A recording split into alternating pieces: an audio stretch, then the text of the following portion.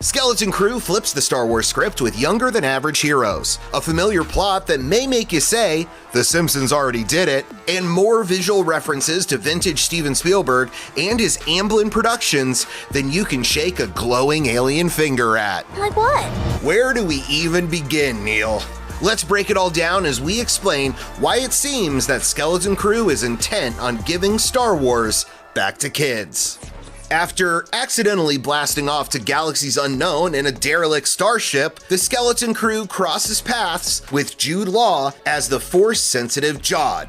Or was it Jard? I introduced myself as Jod, and they all call me Jard.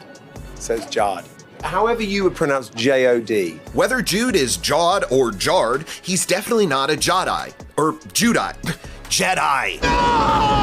Skeleton Crew takes place at the same time as The Mandalorian and Ahsoka, in those 3 decades between Return of the Jedi and The Force Awakens, when the Jedi all but disappear from the galaxy. Law explains that his kid co-stars were what drew him to this project. What makes Skeleton Crew different is that the protagonists are all under 13.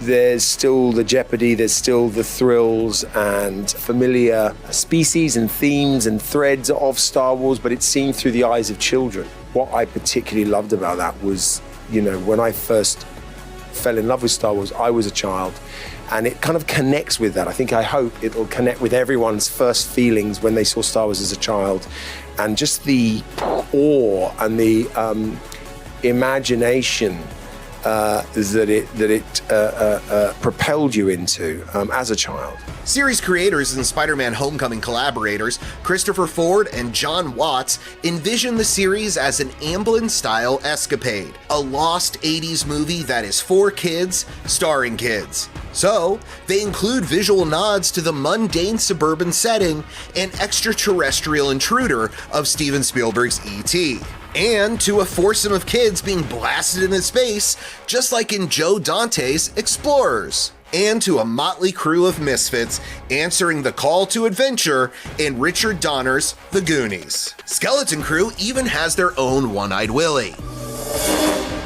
One-Eyed Willie. Speaking of pirates, Nick Frost voices the droid first mate of the Skeleton Crew's misbegotten ship called SM-33, or if read in internet language leet speak, Smee, as in Captain Hook's first mate, SM-33, or Smee. Trust no one. Okay, sure, but you can trust that there will be pirates. Anyway, Watts and Ford developed the series at the Mouse House under the codename Grammar Rodeo, a sly reference to the Simpsons episode Bart on the Road, which is also about a road trip gone awry and could potentially hint at the Skeleton Crew visiting Knoxville, Tennessee's famous Sun Sphere. What about the Sun Sphere? You mean the Wig Sphere. You're welcome to go up there if you want to see 16,000 boxes of unsold wigs. Now, you gentlemen gonna buy some wigs, or ain't you? Probably not.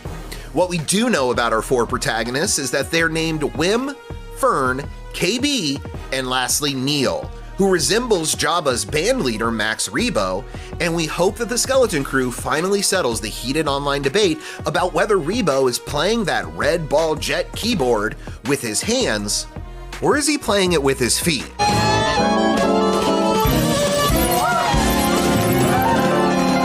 Watts and Ford have 8 episodes to figure it out with the help of fellow directors like Jake Schreier, who just helmed Thunderbolts for Marvel, the Daniels, who took home Best Picture and Best Director Oscars for Everything Everywhere All at Once, Lee Isaac Chung, who recently tamed tornadoes on the set of Twisters, and Bryce Dallas Howard, who has been behind the cameras on 3 Mando episodes and 1 of Boba Fett, both of whom could cameo on Skeleton Crew, given the setting and shared galaxy far, far away. This is the way.